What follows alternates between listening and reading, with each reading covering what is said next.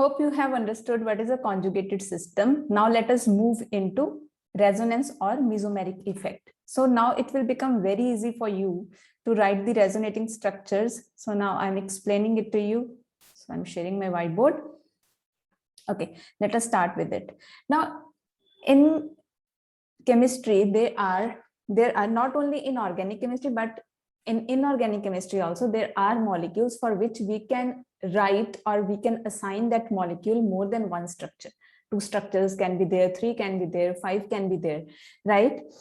And none of these structures are capable of explaining all the properties of that molecule. And the actual structure is intermediate between all these structures, which is known as the resonance hybrid.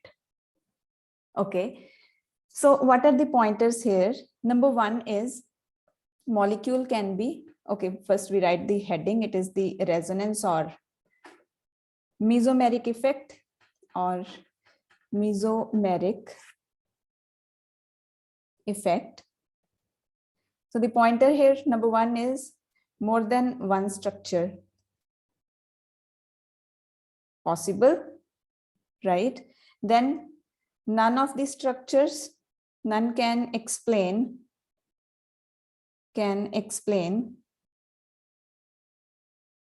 all the properties, right? Then actual is intermediate between all the structures, right? And this is known as resonance. Okay, now let us take the example of benzene ring. Simplest example I'm taking. So later we will be moving into other examples also.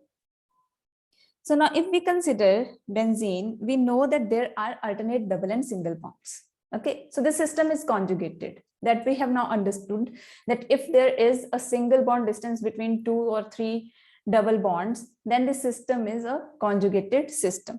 Now, is it that we know for sure that this double bond is in between these 2 carbon atoms? No, it can be on the other side also. So the second possible structure is this one, right? Now, if we consider the bonds, there are 2 types of bonds in these 2 structures. 2 types of bonds are there. Number 1 is carbon-carbon single bonds. Carbon-carbon single bonds. And number 2 is carbon-carbon double bonds. Carbon-carbon single bonds are there and carbon-carbon double bonds are there. Now, if I ask you, what should be the bond length of the carbon-carbon single bonds? It should be equal to whatever is the bond length of carbon-carbon single bond. So normally the bond length of carbon-carbon single bond is 154 picometer. It is 154 picometer.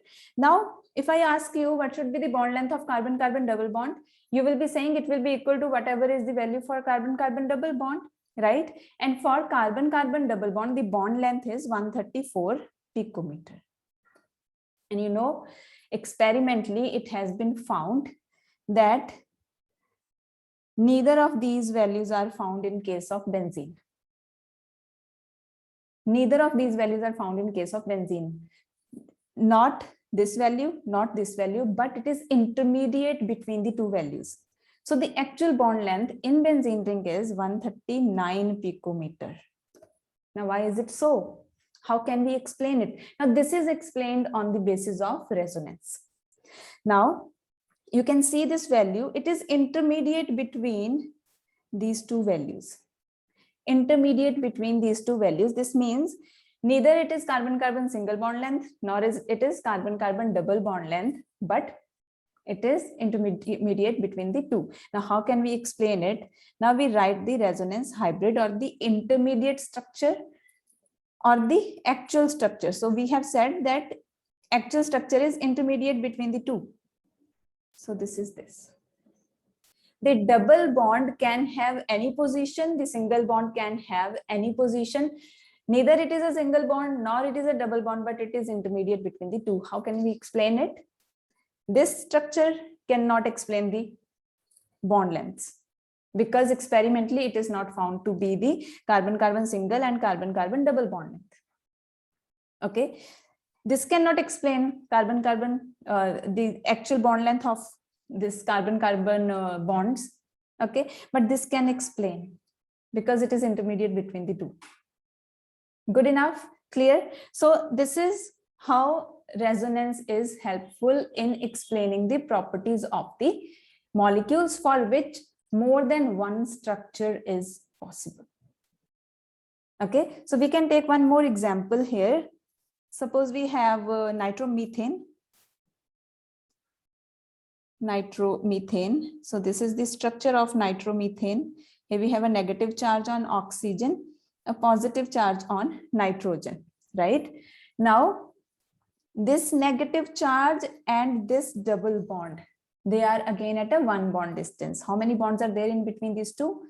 There is one single bond. Now let me clear the screen and I will show you how we can write the resonating structure for this. Okay.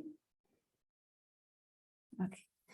So it is CH3NO2. Now this positive charge is not in conjugation with the negative charge. It is in conjugation with the negative charge, but not in conjugation with the double bond. Okay. Now we can write it like this.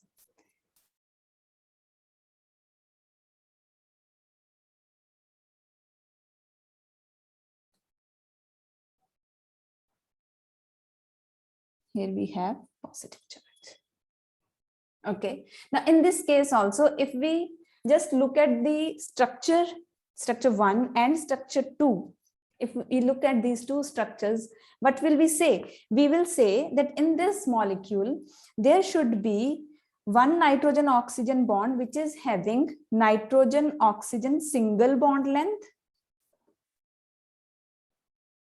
and the other should be having nitrogen oxygen double bond length. Okay. Now, just like in case of benzene, it is neither a nitrogen oxygen single bond nor a nitrogen oxygen double bond length, but actually it is intermediate between the two. Now, how to draw the resonating structure? This resonance hybrid. CH3N positive is there. This single bond is always intact. And now this negative charge is moving in upon these two oxygen atoms. So this is the resonance hybrid. Good enough? Clear? Okay, let us move to the rules for writing resonating structures. So let me clear the screen. Okay. Now, before writing the rules for resonating structures, I will be taking you through what is resonance energy. Resonance energy or resonance stabilization energy. So you can write this as a heading. I hope you are taking lots of written notes. Do not do it without writing this. It will go away. Okay, you know, organic is, it does not stay for a long time in the mind. You need to practice a lot with your hand. Okay. So what is resonance energy or resonance stabilization energy? It is the difference in energy of the actual structure and the most stable resonating structure. Difference between the energy of the actual structure and the most stable resonating structure, that will be known as resonance energy or resonance stabilization energy. Okay, clear? Now, the various structures that we write for a molecule, these are known as resonating structures. Resonating structures or contributing structures, or they are also known as canonical structures. Canonical structures, right? Once in my exam, it was written canonical structures and I was not aware what it was and I just left the question. I knew how to write resonating structures. So just keep it in your mind that these are known as resonating structures, canonical structures, or contributing structures. Okay. So now let us move into the rules for writing resonating structures. Okay. Now, number one rule is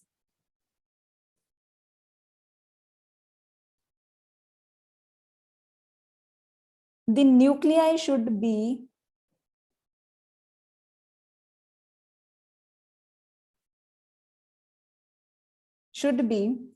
at their position in all the resonating structures. In all the resonating structures.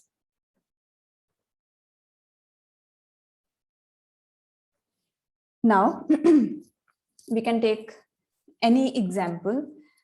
Okay, I can take the example of, we can take the same example of nitromethane.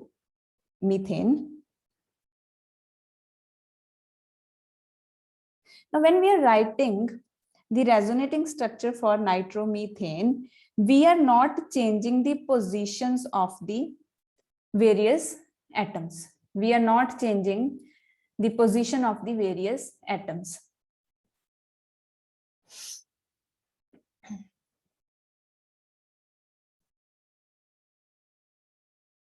Okay, so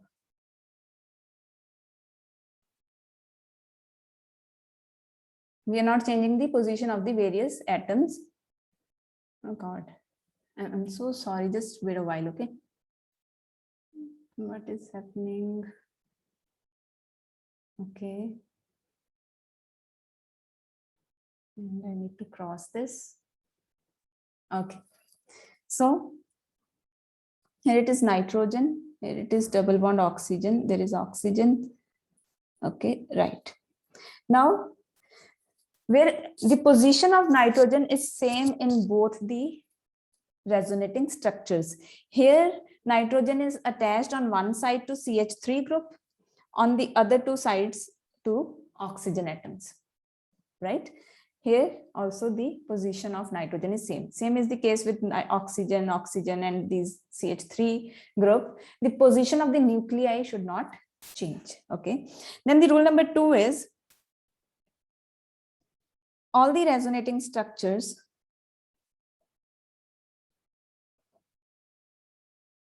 should have same number of unpaired electrons. Should have same number of unpaired electrons. Okay. Now, if we see this very structure again,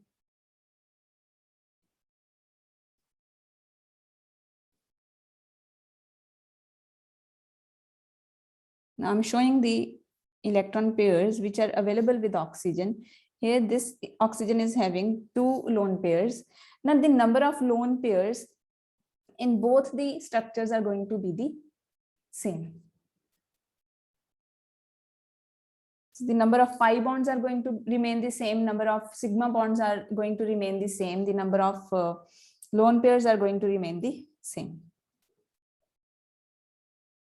Okay, so this is the case.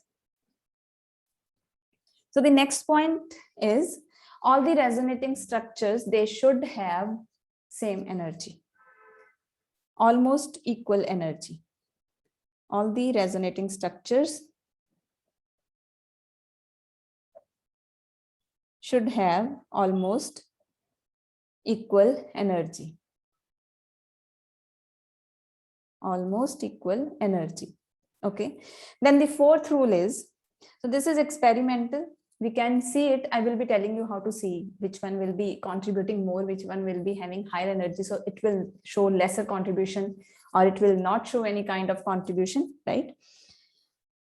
The fourth one is all the atoms which are involved in resonating structures, they should have complete octet, but except hydrogen, because hydrogen can have only 2 electrons. So for hydrogen, there should be 2 electrons, duplet should be there, and for all other atoms, the octet should be complete. Now I'm taking the example. If we have this molecule, CH2 double bond CH, NH3. Now, because I'm writing here NH3, nitrogen will be having a positive charge, because normally nitrogen forms only 3 bonds. Here it is forming 4 bonds. So it will be carrying a positive charge. Now this positive charge and this double bond, they are in conjugation. So this double bond can move here, and CH2 CH double bond NH3. It will be like this, right? Now this positive charge will appear on this carbon. Okay. So if you see this structure, this cannot be the resonating structure, because if you count the number of electrons with the nitrogen atom, it is 10. How it is? So it is, we can take this as separate. So nitrogen is double bonded to carbon, then it is having 3 single bonds with hydrogen atoms, right? Now 2 electrons from this bond, 2 electrons from this bond, 2 electrons from all, 2 electrons from all these 3 bonds. So total number of electrons is 10. So it cannot have 10 electrons because nitrogen is not having d orbitals. Okay, when you write the electronic configuration of nitrogen, there is no d orbital, so it cannot have more than 8 electrons. So because now here it is 10, so this will not be the resonating structure. Okay, so in the next video, I will be discussing the contribution of the various resonating structures, how to find out which structure will be contributing more towards the resonance hybrid, which one will be contributing lesser towards the resonance hybrid. So now below this video, you need to write in the comments what you have learned, and if you have started finding resonance a bit easier than before. Okay, so I will see you in the next video.